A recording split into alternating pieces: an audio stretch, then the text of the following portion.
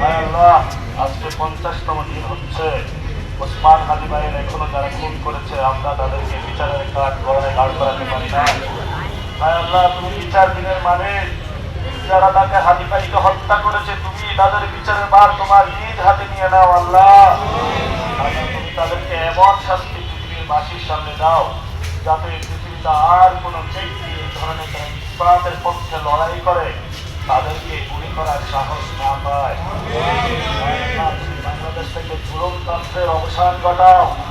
হায় আল্লাহ, হাদি ভাই বলেছিলেন আমরা একটি ইসলামের বাংলাদেশ করতে চাই, দুর্নীতিমুক্ত চাঁদাবাজ সন্ত্রাস মুক্ত একটি দেশ করতে চাই, বৈষম্যহীন একটি দেশ করতে চাই।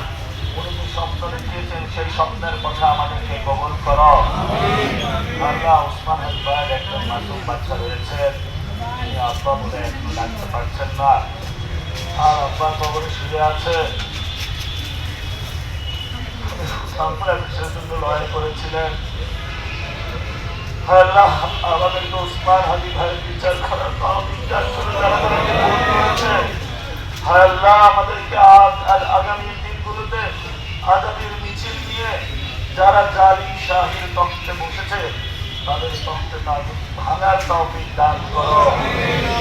ربنا فاغفر لنا ذنوبنا وكفر عنا سيئاتنا وتوفنا مع الأبرار। হায় আল্লাহ, 24-এ অনেক ভাই শহীদ হয়েছেন, তারা অনেক আকাঙ্ক্ষা নিয়ে শহীদ হয়েছেন, আহত হয়েছেন নতুন একটি বাংলাদেশের জন্য। হাদি ভাই তাদের জন্য দাঁড়িয়েছিলেন বলে